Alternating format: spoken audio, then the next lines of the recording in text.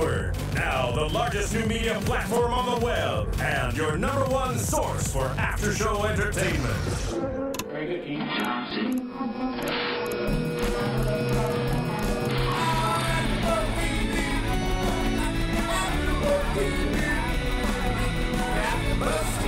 AFTERBUZZ Studios in Los Angeles, California, presented by Maria Menounos and Bing.com, and streaming live thanks to Akamai Technologies. This is AFTERBUZZ TV Survivor After Show. We'll break down tonight's episode and get you all the latest news and gossip. If you'd like to buzz in on tonight's show, you can buzz us at 424-256-1729. That's 424-256-1729. And now, another post-game wrap-up show for your favorite TV show. It's AFTERBUZZ TV Survivor After Show. Hey guys, Bing is for doing, and we're doing another episode, after show of Survivor, season 26, fans versus favorites. It is episode 6, and I'm joined by the one, the only, the talented, beautiful legend of Survivor, Jerri Manthey. Hello, Justin. Hello. I love that it's just the two of us tonight. It is just the two of us. We did a vote earlier this week. AJ and Ryan did not make it through the vote. No, they were voted off the show. Jerri and I had a top secret alliance, and we just demolished them. Tore them up. Didn't see it coming. Not even, yeah. No, AJ and Ryan are unfortunately, they can't be here tonight, so it is just Jerri and myself. And we are excited to be here talking about the latest episode of Survivor. Brandon, hands-free. He's gone. He is so gone. Brandon out there, if you're watching, I don't need to talk about you anymore. So, moving on, there new was a little, episode. we have to talk about it a little bit. There was a little, kind of a little Twitter and YouTube comments about your hate for the Hanses. Yeah, that I was talking too much. He said I was talking too much crap about him, and I'm like, dude, that's what this show is all about. Like, that is our job weekly, to talk crap about everybody. So get over it, man. You're the one who put yourself out there like that. And boy, did you give us a lot of material to talk about. So, and what would Jerri be without talking bad about someone a little bit in the Survivor world? I don't, you know, it's not that I talk bad about people. It's just that I just call it like it is. Yeah. And that was ridiculous. If you dish it, you have to get it in return. Then yes. I think that's kind of how it is. So if you go out there and you make a scene like Brandon did last week, or you are Russell making kind of the claims and kind of just going after people, you have to be able to take it in return. Yeah. If you can't take it, don't dish it out. It's very simple, basic. Yeah. We have a caller. Already? Oh my gosh. All right. Well, we're starting it off right. Hello, who's on the line? Grant. Is this Dancing with the Stars? Oh, jeez. Are you kidding? Oh, Grant. Grant, do you watch Survivor? Bad. Grant, you're calling for Survivor, right? Sorry. Oh. You got anything to say about Survivor? That would be no dead air. That season. Yeah. Oh, thanks for calling, Grant. Even though Dancing with the Stars is on Mondays and Tuesdays. How does that even happen? I don't know. This is for Survivor. It's either someone's calling it for Dallas or Dancing with the Stars. We need you to call in for Survivor, everyone. Yes. And if you're calling in, call 424-256-1729. That's 424-256-1729 to talk about Survivor. I love it. You have a very good kind of infomercial voice, Jerri. Thank you. You should do that. So at the beginning of the episode, we did have the post-Brandon aftermath where we got to see the favorites return to camp, and everyone just basically kind of the same sentiment. We can breathe now. We can, you know, just live in peace on our beach, live in peace on our tribe. And actually, Phillip and Cochran had some funny comments about it. Yeah, I think Cochran said, it was one flew over the cuckoo's nest around here, but Brandon flew the coop, and now we're left with Phillip. Yeah. So they get rid of one crazy, and clearly they got Phillip left. I love Cochran. Yeah. I swear. I wish I would have spent more time with him now. There was a few times we were both in New York at the same time. Neat.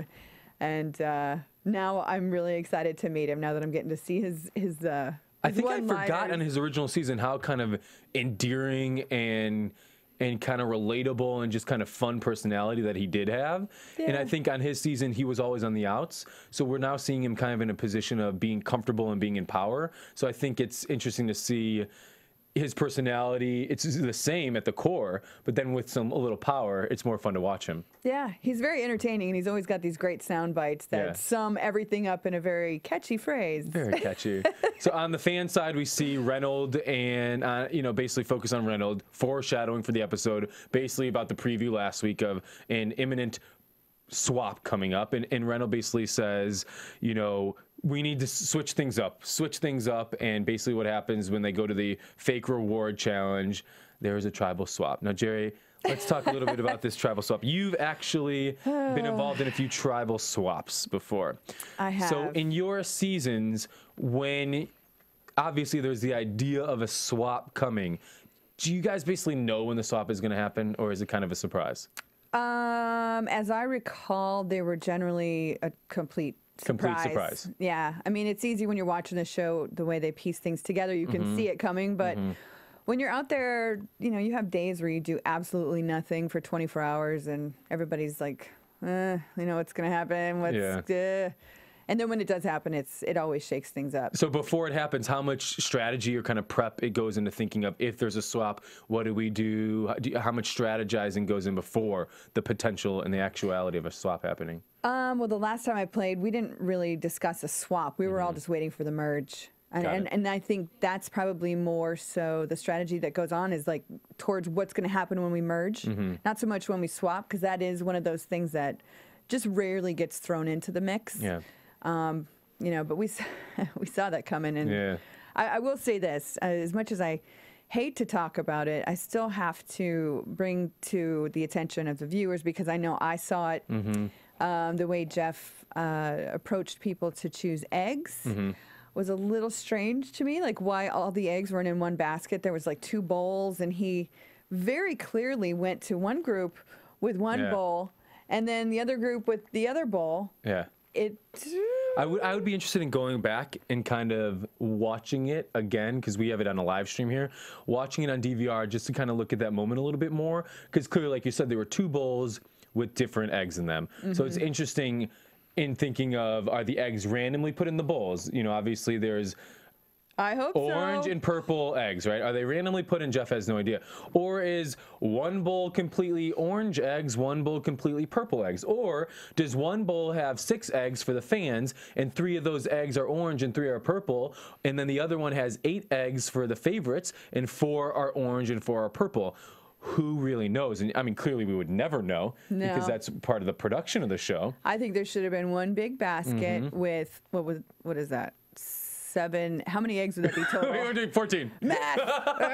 8 plus 6. Yeah, 14, of course. Yeah, I think there should have been one basket with 14 eggs in it, and people draw from it randomly. I didn't understand. Well, here's a question in terms of, I don't know, in terms of Survivor rules or the game. If the producers wanted it to, basically the shakedown when we got to the swap, half of each tribe went to half of the other tribe. So we had 6 fans, 3 on one tribe and 3 on the other after the swap. And then we had 8 favorites, 4 went on one tribe and 4 went on the other. So it was a complete even breakdown. In the past, it hasn't been complete even breakdowns. So is that, or could it be a decision of the production saying we want it to be an even breakdown, or did it just randomly happen that way? We'll never know. Yeah. So, I mean, do you know in the rule? Do you know in the rules as a player? They can do whatever they want. They can do whatever they want. Yeah. That's pretty much the contract is. It seems as a fan, a swap that happens completely even split down the middle when the favorites and fans have 6 versus 8, it's completely unfair to the fans. Yeah. Completely unfair. If you are a fan on the tribe of 6, you're hoping for a swap, yes. But if you go into a swap where it's going to be 3 versus 4, you are up a creek for the rest of the season. The rest of the time, you're playing catch up. But look at what the fans did. There was 4 of them and 3 favorites, and that 4 split into 2 groups that were like totally, polar opposites of each other, and tried to play the favorites against the other fans. It was, I don't know. I think anytime that there's a swap and people go into that situation just revealing everything, it's always a huge mistake. You've got to hold your cards close. I don't care what, if you think that they might be beneficial or not. At the very beginning, hold them close. Don't show anything until you fully understand where you're at and how you fit into this new scenario. Which is exactly what didn't happen. So let's go specifically down the new tribes. We have the Orange tribe, which is the good-looking Gota, tribe. the good-looking, young, bold, and the beautiful tribe. It ended up being from it ended up being from the fans, Eddie and Reynold, who obviously been together from the start, and then Sherri. So those are the 3 fans. And then you had Brenda, Erik, Malcolm, and Andrea. So right away, we get a soundbite and a quote from Eddie saying, "We are the good-looking, young, hot tribe." Did he not learn anything from before? No. No. No, he didn't. No, not at all. So right away, again, it's the hot young tribe or alliance. It's not going to be an alliance versus then the random tribe, which on the other side we have on the fans, Michael, Matt, and Julia. And then on the favorites, we have Phillip, Cochran, Dawn, and Corinne. So clearly the Bikal tribe is the dysfunctional tribe. I just realized that my math was off again, which is, it happens all the time. And it's 4 and 3, 4 and 3. I know. That's what I was thinking earlier. I was like, Jerri's math, I'm not going to call her out No, on it please yet. call me out on it. My math is so bad. I clearly was not a mathematician for a reason. Yeah, the fans are screwed. So, I mean, look at the swap right away automatically. Even with just Brandon gone, the entire favorites tribe at this point in the game is one alliance of 8. Yeah. Yes, they have their inner factions, but the people on the outside of it, Erik and Brenda, it seems like they don't have a clue that they're on the outs of it unless they have some secret ins we don't know about. But so far, it seems like you have the 6 that have been working together as Stealth R Us, and then you have the outliers, Brenda and Erik, and they're really, so far, clearly not making any moves. But you have this unit of 8 that's split in 4. They have 3 coming in. The fans are screwed. Yeah, just eliminate the fans and go back to the favorites. It's, you know, God hope that doesn't happen because that will be so predictable and boring. This episode was already pushing it a little bit. It was a little And I think that's slow. what we were kind of mentioning. This was a very kind of predictable episode after we saw the swap. We were excited for the swap. We really wanted to shake things up. I was personally hoping that Reynold and Sherri would maybe somehow get past their differences and align together and go through some survivor therapy or something. And clearly that did not happen. I was rooting for those two because I think out of the fans, they're two of my favorites on the fan side. But I mean, it's like you said earlier, the fans are one at a disadvantage number-wise, but then they're also at a disadvantage because they're just stupid. What happened right away when you have the Orange tribe go to their beach? The fans immediately out each other out. Survivor 101. So what is Survivor 101? What don't you do, Jerri? You don't reveal your cards. You don't share information about what happened before you merged with people who aren't on your tribe. You just don't share that information. So here's a question. You know you're in this minority of 3 and you have the 4 favorites coming in. You don't have a secure alliance in that 3. It seems like clearly they were showing their cards because they were jockeying for position. You have Reynold and Eddie wanting to get in with the favorites right away because they know they don't like and trust Sherri. Then you have Sherri knowing she has to get in with the favorites right away. The men go with the men, the girls with the girls. Yeah, it was total girls, boys. Girls versus boys. And they share the information clearly because they know they don't have the numbers, so they want to jockey so they're not the first one out. Where, let's say they went with the Survivor 101. What would those 3 have done? What should they have done? I mean, well, that's the thing, too. They're kind of screwed. They're screwed. So there really was no good way to do it. I just personally wouldn't share so much information right up front. Or you try and get a little information from the other side before you give information. Although I think, I don't know, if I was Sherri, I definitely, if I was going to go ahead and share that information, I would have at least made it sound like the other two guys together were a definite threat. I mean, that's the obvious in that situation, is that any 2-team situation versus one lonely woman, it's obvious who's going to be the most threat. Yeah. We have another caller. Oh, wow. I wonder if they want to talk about Survivor. Oh, wait, no, is this, what show? Are you calling for Survivor? Hello, who's on the line? Yeah, I'm calling for Survivor. Yes, who is this? Yay! It's Alex from New Jersey. Hey, Alex, how's it going? Nothing much. Just watch the show like you guys. Oh, great. Totally pumped. So, are you rooting for the fans or the favorites? I mean, I like Sherri, but like since Laura's been booted, like I'm mostly leaning for the favorites. Who do you like out of the favorites? The people we don't see, Erik and Brenda. So, do you like them because of their performance and their characters from the previous season, and you're kind of loyal to them, or do you like them because of what they're not doing on this season? Well, for Erik, I didn't really like him on this original season, but in the premiere, I liked him. For Brenda, I liked her on Nicaragua, and now she's just not getting anything. So, yeah, what do you make of Brenda not even basically being on this season? I thought going into this season, who is Brenda? I thought going into the season, Brenda was going to be a force to reckon with. So, what do you think? What do you think Brenda's strategy is? Is she playing a good game? I'm kind of like a Survivor nerd, so I watch this like CBS secret scenes, and like I watched like Brenda's like her like confessionals that they don't show, and like she's basically like playing a very like under the radar game since she's on the outs. Like she's like she has no allegiances. Like she's basically saying that like she's just talking to people. Like she's not really strategizing much because she's on the outs originally on the tribe. Wow. Yeah, she's playing totally under the radar, like near invisible. Which is I was surprised when Jeff just randomly said Brenda. I'm like, oh yeah, she's on the season. Like, I forgot she was there. That's my joke this season. I'm gonna get T-shirts made that say, "Who's Brenda?" And it's clearly a strategy that we see season after season of people just laying low and flying under the radar. But I think what's shocking to me about Brenda is that was not how she played her first season. She was aggressive. She was a dominant force as a female player in the game. So to see her consciously, now if she is consciously making that decision, then I give her credit as a strategy, but it's just kind of boring. It's boring. It's not good TV. Is, I feel like I was kind of hoping with the swap coming that she might do something, but like it doesn't even look like the new Gota is ever going to go to tribal. It's so stacked. Yeah, that tribe is strong. It is strong. They're young and beautiful and strong. I do think though, Brenda's best ally on that tribe is Sherri. That's going to be where she maybe will make something happen is with Sherri because maybe they were hanging out together. So yeah, I hope Sherri sticks around because I really like her too. I like Sherri too. I think she's representing us. You know, middle-aged women well. Middle-aged? Sherri, what are you talking about? You're still in your 20s. Oh, no, I'm not. Come on.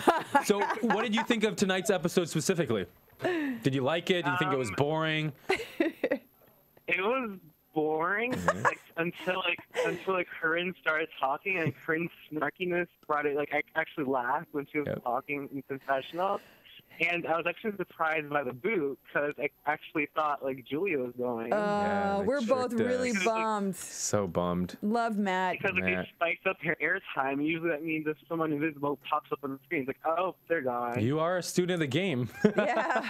And then like all of a sudden, like I was shocked. I'm like, oh, I actually like that. I was actually shocked for once. Yeah. I loved Matt. I'm really sad. Yeah, it's a bummer because I think he was the first victim of this. I don't want to say unfair, but this swap that basically ended up being unfair on how the divide happened. Mm-hmm. It kind of goes back to when he was the one who wanted to boot Laura, and like let's say if he actually kept Laura and got rid of one of Eddie and Reynold, if Laura would happen to be on the tribe that he was on, she was so weak, no one's going to keep Laura, so she was possibly going to be like the first boot. Well, I actually kind of disagree with you because if you look at the decision that the favorites made on that tribe, they completely voted for Matt strategically because they were so scared of an idol play. That's true. Yeah, they were so scared of an idol play, and they just truly believed Matt is being honest with us. He does not have the idol, so he's our sure bet. If he doesn't have the idol, he's a threat. He's got an alliance, and he doesn't have an idol. He's a bigger threat than Julia. You know. And if he was gay, he'd still be there. Corinne likes her gays. True that, but like, just like Julia wasn't that bad at challenges. I mean, Laura, like, she couldn't even swim. Like, she was like swimming all in the back. Like, I think they couldn't even like possibly keep her. Yeah, Laura is. It's funny because I think Laura is one of the she seemed like she had the potential to be one of the best strategic players we've seen in this season, or in a long time as a young woman on the show. Huge fan, really smart, making big moves right away. And it just stinks that this is where Survivor is so different from other reality shows. The physical side of it does play a huge role. And I can't think of a recent contestant like Laura who has been so good strategically but just so unbalanced physically that's why she got booted, you know? Yeah, it sucks, but It sucks. Who are you hoping would take home the win this season? I mean, since obviously it's not going to be Erik or Brenda, I'm actually rooting for Sherri. Sherri, all right. I like that. Yeah. I like it. I'd be happy with that. Yeah, I like it. But so beyond this season, fans versus favorites, who is your all-time favorite Survivor? And you can't say Jerri, or you can say Jerri. Sure you can. Since I can't say Jerri, I mean, let's see. Besides Jerri, all-time favorite. Oh, you guys. You're a huge super fan. I have to go to Parvati, actually. I mean, she's a popular one. Yeah. An all-around good player. I mean, I feel like people usually say Boston Rob, but I mean, he won his 4th try. I mean, Yeah. and the people on Redemption Island weren't really that. Parvati's a good choice. I mean, I voted for her to win in Heroes and Villains for a reason. She's a force to be reckoned with, absolutely. And you have played, Jerri has played with both Boston Rob and Parvati. Yeah. So in terms of strategic players and playing and experience them as players, how do you compare the two of them? Parvati definitely is a better player. She's much more likable, even though her flirtation gets a little bit overwhelming and annoying at times. And she called you a cougar. And she did, yeah. A bitter cougar. I don't mind cougar, but bitter cougar kind of rubbed me the wrong way. But Boston Rob is like really controlling, and he's like, he'll send people to follow you in the woods when you have to go take a poo. Because he's afraid you're going. No, I would have flown with that. Like I would have been like, no, like what is he doing? Like, Yeah, no, it was really annoying, and as much as I wanted to play the game with him, he kind of pushed me on the outside and screwed himself. But Parvati never did that. She had a way of making people feel welcomed by her. And I watched every day. I watched people literally just be swept away by her charm. Yeah. And it made me sick to my stomach. But I have to say, I sat there and I was like, wow, she is really good. Yeah. Yeah. That's a good choice. I love it. Well, Yeah, thank good you choice. so much for calling in tonight. We really appreciate it, and definitely call back later on in the season. Nice talking to you. Yeah, thank you. That was awesome. And you too. Have a nice night. You too. yeah, we're happy you didn't call in for Dancing with the Stars or Dallas. Yeah. Because this is the Survivor after show. I actually saw a person call, and I'm like, oh, come on. Yeah, and for all the other people watching out there, it's fun calling in, right? Yeah, it actually is. See, yeah. Well, thank you so much. Have a good night, and definitely call back later in the season. I'll think about it. All right, buddy. Thanks. So yeah, tonight it was great to see Tree Mail again. Yes. Like last week I was saying, whatever happened to Tree Mail? Like we never see anybody doing that. And I mean, that's one of the fun things for me as a player is, to see like the little notes and like the little Would you guys often like, oh, let's go check for Tree Mail, or did they tell you when to check for Tree Mail? They'd tell us when to go. And then we would go in pairs of two, and it's a great time to strategize. Yeah. And it's a good excuse to walk off with another person quietly.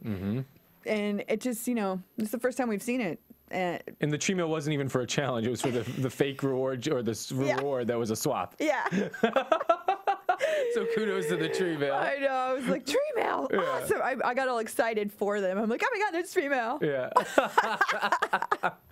Well, and going back kind of the swap, so we have like the bold and the beautiful, the young tribe, and then the dysfunctional tribe. It seemed like the people who were most affected were Corinne was kind of pissed, and Dawn was kind of. She was pissed? Well, yeah. I mean, in terms of when Jeff was like, "Oh, Corinne, are you happy with this?" and she was just basically like, "No, we had a good thing going," and she got separated from Malcolm. She sees all the young hot people on the one tribe. She's stuck with. I didn't even Phillip. think of that.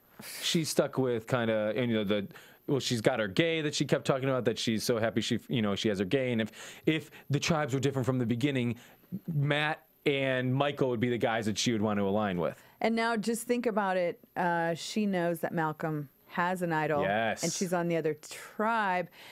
And Malcolm, by the way, I got to bring it up because tonight, you know, your view's changing on Malcolm a little bit. Oh, Malcolm! I swear, I watched him last season, thinking, God, what a great player, you know. Yeah. And this episode, he really turned me off. I got to say. So Jerry, I believe what he said was. Tell the viewers why. He says. She wrote it down. I did. I was just like. He said, "I'm an accomplished liar when it comes to women." And I really don't want to see Malcolm that way. It's like I feel like I'm in denial or something. I'm just like, no, come on, Malcolm, really. I think the thing about Malcolm in terms of that. So do you think and you know, Corinne posted pictures hanging out with Malcolm. Oh no! Recently. Really? Yeah. Well, are they a thing? Rumors, right? Don't. Oh, he's probably lying to her. But no one heard. She's probably lying to him too. So they probably make a great couple. Corinne's a little, not significantly, but she's a little older than Malcolm. Is she? Yeah, she's in her 30s. Malcolm's in his younger 20s. She looks really good this season. Good. Yeah. I'm like really impressed with her. She looks good. Well, in terms of Malcolm, so that comment, do you think he was specifically saying that in terms of Survivor women or women in general? To me, it sounded like an overall statement of his life. Because in last season, it was a clear statement that that's what he tried. You know, he tried doing with Lisa and Denise. But I agree. It totally seemed like he was just saying in general. Kind of, he had that cocky kind of swag to him when he said it. Yeah, it was like Malcolm. Come on, dude. Well, and I think that was his. I want to meet him. I want to pick his brain about that. Honestly, from last season, that was a lot of his downfall was.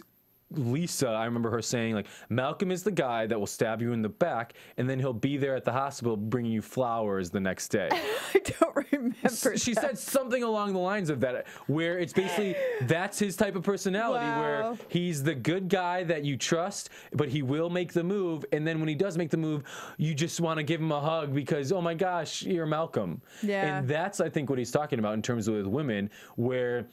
And even, I guess, with men, he probably has the power just with people in general, like a kind of a different version of poverty where he's not using kind of the flirtatious, sexy appeal. He's using the more kind of good boy charm appeal. And he's quiet. Like you see him a lot kind of standing off in the background whenever there's any kind of confrontation, anything that's uncomfortable. He's really good at just stepping back and letting it happen and not getting involved. Yeah. And that is another sign of a really good player who's playing to win. Yes, he's 100% playing to win. He's a threat, absolutely. Well, and it's funny, on his new tribe now, Malcolm is in a position, I think, with Andrea to kind of be the ringleader of that tribe. Yeah. He could, if he wants to use Reynold, if he wants to use Eddie, he's got them in the palm of his hand, and in his back pocket. His new Corinne. Andrea's his new Corinne. Erik, even though I do like Erik, and he's a huge fan of Survivor, which I really love, I just don't see him ever making a move. I want to know if he still is an ice cream scooper.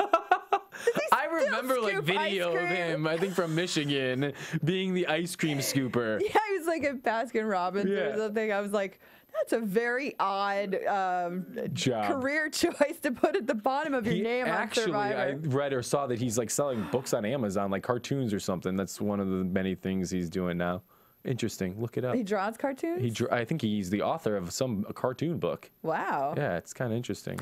You know, that's one of my favorite things about Survivor players. It's total non sequitur here, but is that most of them are very intriguing people. Oh, definitely. And then there's the people who can't let go of the game, that continue their whole life like reliving every moment on Survivor, and you know those are really hard people to be around because I'm always like, well, what about you? What are you? What's going on in your life? I want to know about you. And then there's the people who take the experience and then create more new opportunities or different things. Yeah, and then that's why I love getting to know people as they get off the show, and as their lives and who they are outside of the reality TV world and that sort of kind of thing. Because as a fan of the show, if I meet someone who's a reality contestant, I feel like I'm friends with them. I feel like I know them because I'm watching them on a reality show.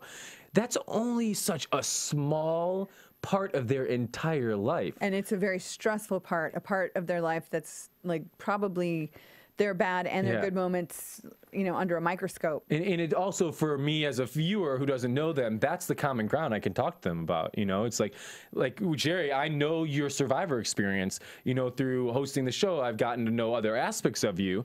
But as a fan who meets you maybe one time, it's hard to like go there or get into that. You know, I don't want to be, hey, so Jerri, tell me about your marriage with your husband. You know, I'm not gonna go there, you know, as a fan. So it's kind of, I get it, where when you're in that world, you enjoy getting to know people for who they are compared to just. That's fun for me. Yeah. And I think you said it right on the, like, you hope that all these people and most of these people are dynamic because they are on the show. That's how they got there. I would hope so. Unless they're kind of boring like Julia. It's funny because tonight both of us looked at each other. We're like, wow, she's actually kind of attractive. Yeah, we're like, she's a pretty girl. Yeah. And then she spoke tonight and I was like, that's what her voice sounds like? Yeah. Weird. Yeah. But as you know, we're fans of Survivor. We are definitely fans of our fans of the show. And so a fan just called in. Oh, we have another fan? Another oh caller. My gosh, I was just going to throw to, okay, all right. Hey, who's on the line? It's Steve. Hey, Steve, how's it Hi, going? Steve. Good. I'm doing good. Good. Jerri, you've never lied to a guy? Oh, this is good. Steve's asking the right questions. You know, I have to really think about it.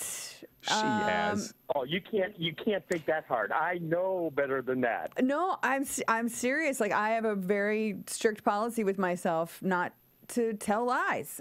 That's what got me into so much trouble to begin with. Yeah. Yeah. I don't what about know. white lies? Yeah, but they're not harmful. Yeah, I don't know. Yeah. I'll have to think. So are you? right? I'm going to get to you on next Steve, next are week you on that calling one. bullshit on Jerry's kind of comment towards Malcolm? I think Oh he yeah, is. no. I would no. I could never say that about myself. I would never say, "Oh, I'm an accomplished liar," especially when it comes to men. No, I know how to get what I want with other means. Oh. Has nothing to do with Guys lying. try to get what they want by other means too, by telling them that they love them and that they're beautiful and Well, they better mean it. all that fun stuff. I can tell when they're lying. So, Steve, what did you think of tonight's episode? I'm sorry? What did you think of tonight's episode? I liked it. I was just wondering there at the very beginning of the show when Malcolm was sitting in the background when Phillip was going through his little speech. Oh, at the very beginning of the show? What were you wondering about? I don't think Malcolm was buying any of it. Oh, yeah. So, yeah, we didn't talk about it a little bit, but Phillip was talking about the Brandon situation, right? Right. Yeah, and how everyone just shut up. And then we saw later in the show when Phillip got back from losing the immunity challenge, what happens is Phillip again speaks to his new tribe, his group. So what Phillip does is just speaks. And he has this power that everybody walks on eggshells around him. It's crazy. He's crazy. But everybody just lets him do what he does, and even Corinne said it. He is the most annoying person. He's like a baby on an airplane with diarrhea and crying the whole airplane. But we shut up and we listen to him because we need his vote, and that's how we keep him in reign. So I agree with you that everybody, not just Malcolm, they're just sitting there listening to his bull. They're listening to it because they don't want the bigger problem of if Phillip is let loose and if he's a loose cannon. Yeah. And I think I was just going to say something in relation to Brandon. Right here is a really good example of people who sit back and let someone crazy like Phillip just do his thing and just let it go, knowing that there's this other big picture in mind. Yes. Whereas Brandon couldn't stop focusing on it, and it drove him crazy to the point where he quit. 100%. That's a good way of looking at it. Yeah. Micro versus macro levels. Yeah. It's all about how badly you want $1 million, how much butt you're willing to kiss, and how much crap you're willing to tolerate. You like how I'm holding back the curse words? Yeah, I love it. Steve, do you think you could, what would you do if you were on a tribe with someone like Phillip? How would you handle it? Vote him off. You wouldn't put up with his crap, right? Would you vote him off if you had his vote? Like if you had his vote 100%, like he was going to be by your side the entire time, and you knew that you could do, no wrong in his eyes, would you still vote him off just because he was annoying? No, not because he's annoying, but because I don't think you can never trust a person like that. Oh, okay. Okay. I get it. So you don't feel like you could trust him, so out he goes. Interesting. Absolutely. What did you think? Did you like how the tribe swap broke down tonight, or were you kind of on my level where I think it was just kind of like the fans are screwed now, you know? The fans are screwed. Yeah, it's sad. Man, I hope this doesn't become predictable. What do we have, like 8 more episodes to go? I don't think it's going to be predictable. There's going to be shakeups. They need to swap again. Let's get those eggs out again next week. Can we try them all in one basket, please? Let's just every week do a swap to shake the season up. You know that saying, don't put all your eggs in one basket? Put them all in one basket, we want them please. in one basket, dude. Good God. So looking at the favorites and the fans, Steve, who are you rooting for? Who am I rooting for? Malcolm. Malcolm. Really? No, actually, I'd love to see Jerri win it, but she's not on it. That is the best answer you could have had. Well, yeah. Steve, thank you so much for calling in, buddy. You guys have a good night. Yeah, call back again sometime. Well, I just do have to say, pointed out there that tonight it's just me and Jerri, and we've already got 2 callers. That's right. We don't usually get callers all the time, so thank you for calling in. We definitely want more people to call in. We love our fans. We love when you guys participate, and you know our videos are posted on YouTube. Comment on YouTube. Go to iTunes. Rate our show. Please give us 5 stars. Give us your comments more than anything. We want to know what you think we're doing good, what we can improve upon. Who would you like to see call in? Who would you like to see us try and get in here as guests? We definitely love your feedback. We read it, and we want you guys to keep commenting, keep responding to us, tweet us, all that sort of good stuff. So please go to iTunes, rate us, and go to YouTube and Twitter. That's right. Or if you'd like to, right now, you can call 424-256-1729. That's 424-256-1729. Do you have a voiceover agent? Because I think you need to start doing voiceovers. I would love to do voiceovers. And hopefully it's not when people are calling, you know, some different lines. I would love to do voiceovers. Are you kidding me? You can sit at home in your pajamas. Yeah. Any job that you get paid that amount of money just to sit in your pajamas and just talk. Talking to a mic.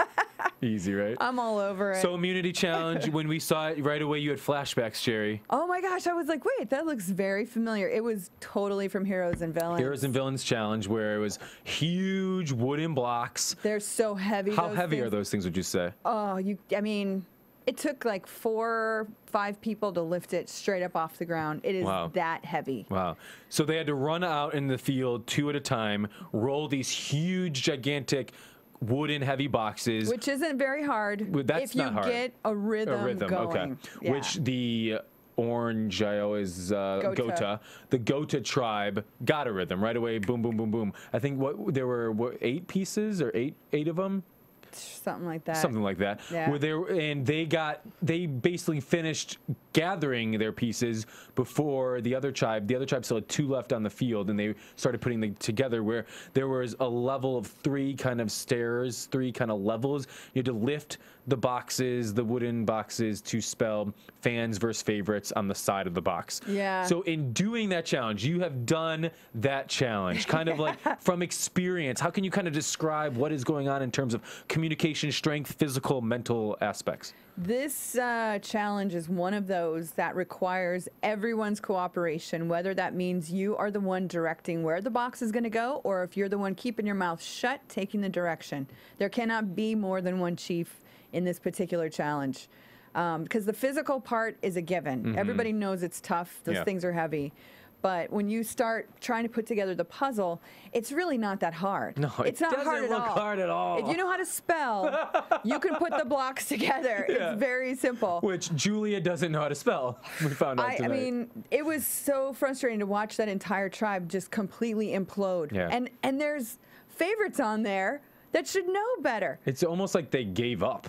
They were literally like standing looking at blocks and going, duh. Well, you know, and I think they were just demoralized from the Gota tribe was so far ahead, and they were just rocking and rolling. But if you can't give up just because someone's ahead. Clearly. I mean, there was a couple challenges we did on Heroes and Villains that were whoever was, dictating or directing, whatever the case may be. The dictator. How to do something.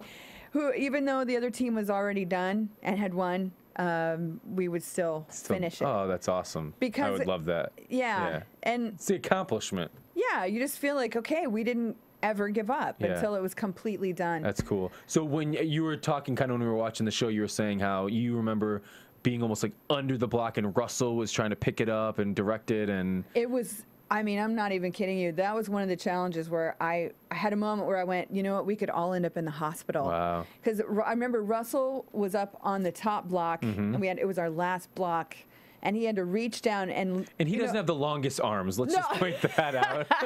No. And when he bends down, he's not going up that much more either.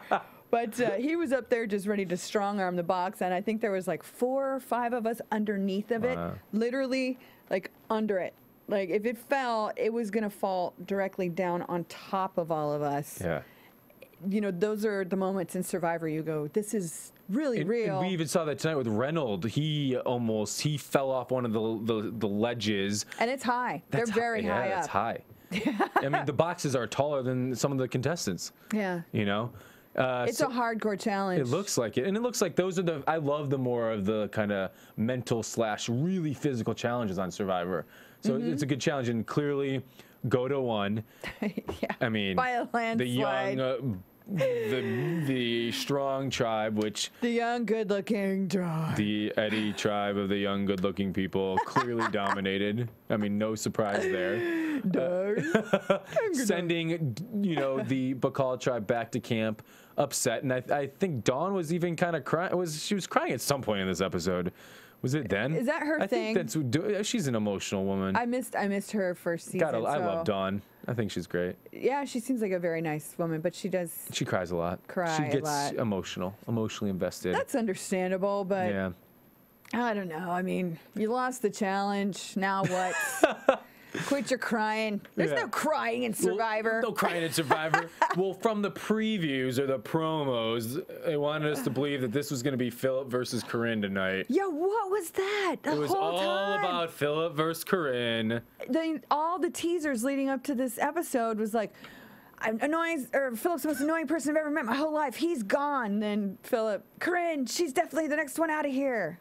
Did anybody even see that? We saw a few, but it was definitely built up that was going to be the clear. It was weird, right? It was kind of weird. But I think it was, episode, all the memorable kind of interview moments were from Corinne. Yeah. Corinne, left and right, was giving us funny lines, making us crack up, giving the jabs. Yeah. She was doing justice to the Jerri look-alike on the show. It's the first episode where I went, she kind of does look like me a little bit. See, this episode, I was looking across the table at you, and I was like, Corinne and Jerri definitely look alike. It was kind of creepy. I was like, and you kind of grown fonder of Corinne this season. Yeah, just to give you a little history on my personal views on Corinne. Again, this is a disclaimer as well, because I would like all of you Survivor contestants out there who at some point are the victim of my opinion. I want you to know that if I have not met you in person, I am strictly basing my opinion on what I see on the show like anybody else.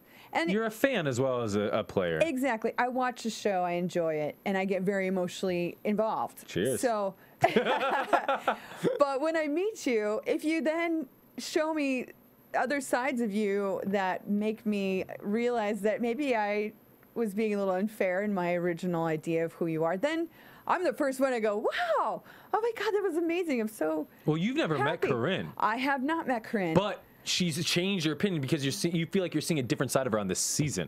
Well, her original season, the way she attacked Sugar about like belittling her for crying, and her dad had just died, you know, and I looked at this Corinne person who everyone said was like me, you know, and on a different season, and I was like, I would never do that. Like, if somebody was really upset about their dad dying, I would never belittle that. I can't even imagine losing my dad. Yeah.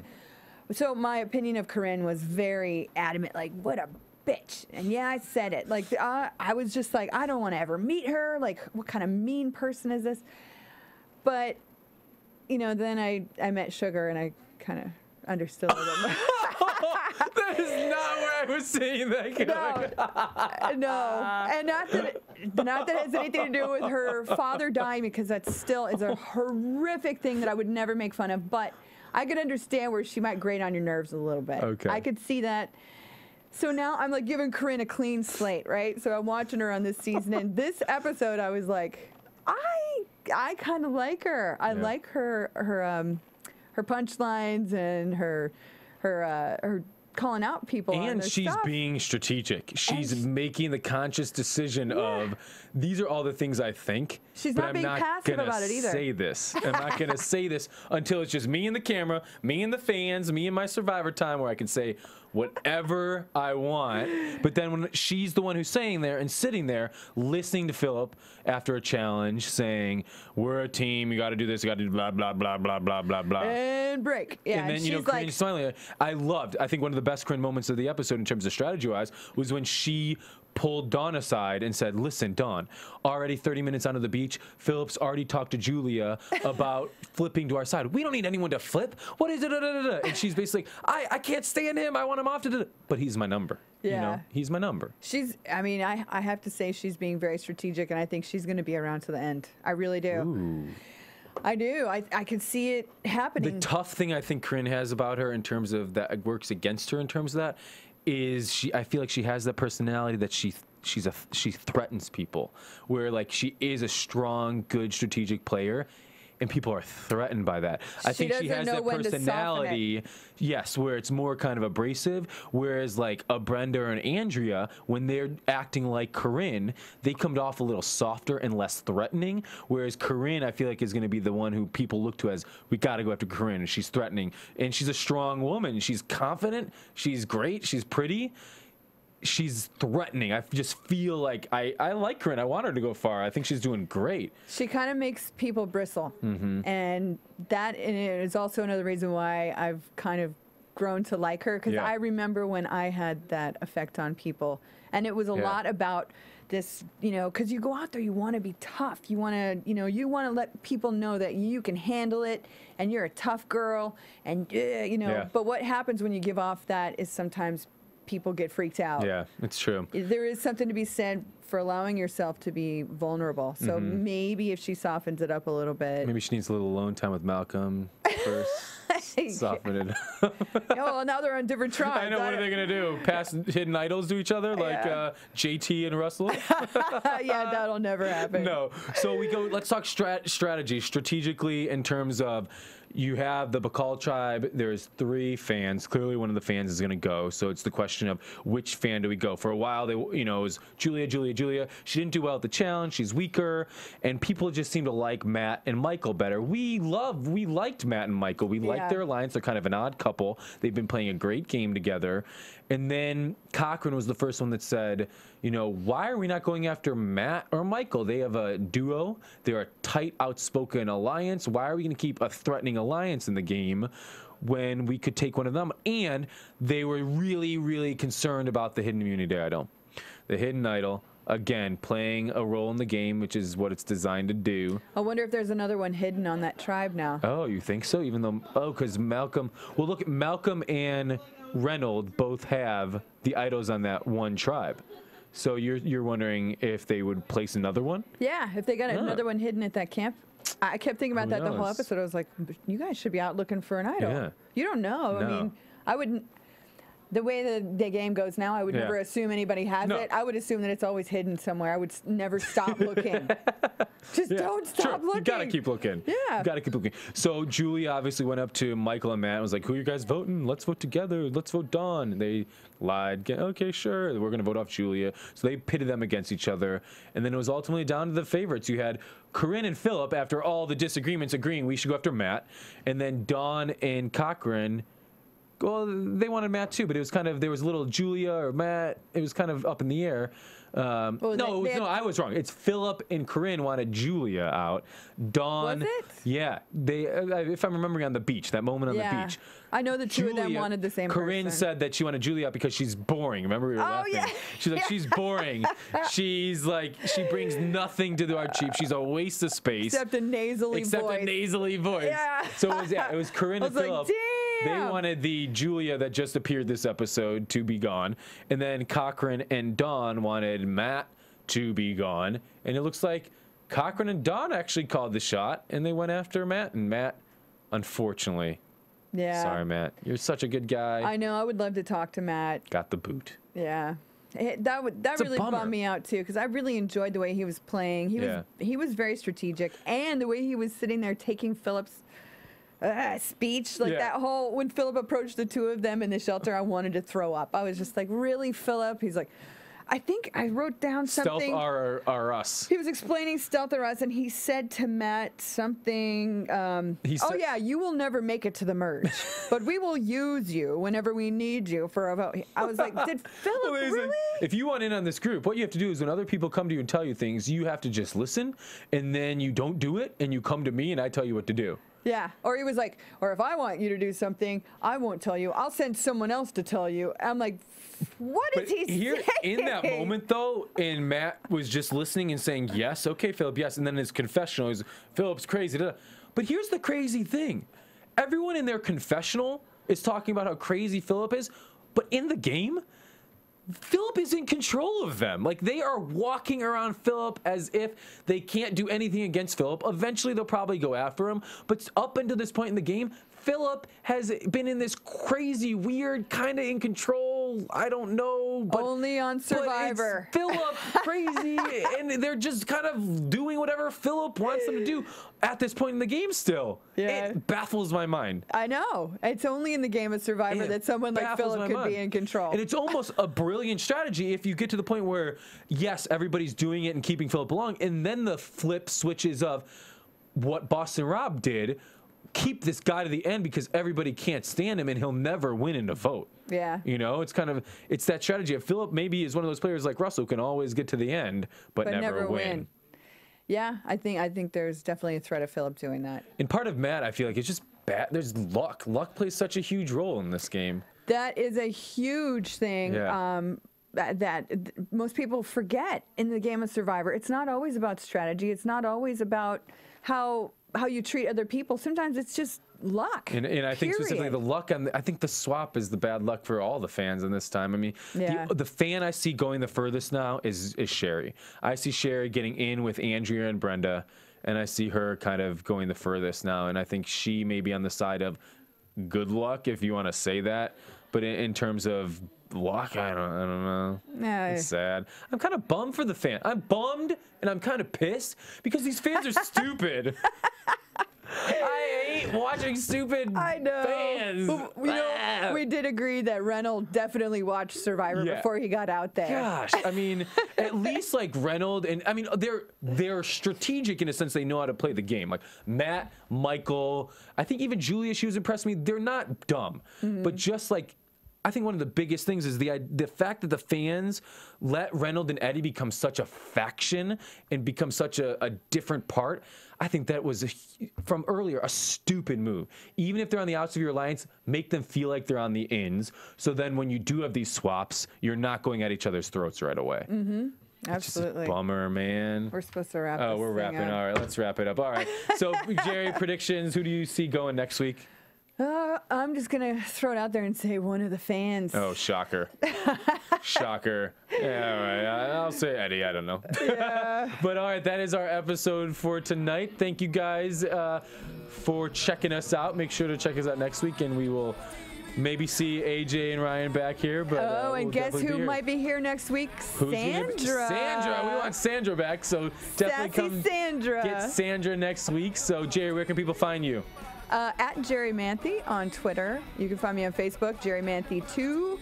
And you can also check out my website with all kinds of fun things, jerrimanthey.com. And after you spend an hour finding all the Jerri sites, you can check me out at justinwalter.com or Justin F. Walter on Twitter. So thank you guys, and the tribe has spoken. From Bing.com, executive producers Maria Menounos, Kevin Undergaro, Phil Svitek, and the entire AfterBuzz TV staff. We would like to thank you for listening to the AfterBuzz TV network. To watch or listen to other after shows and post comments or questions, be sure to visit AfterBuzzTV.com. I'm Sir Richard Wentworth, and this has been a presentation of AfterBuzz TV. Buzz you later. The views expressed herein are those of the hosts only and do not necessarily reflect the views of AfterBuzz TV or its owners or principals.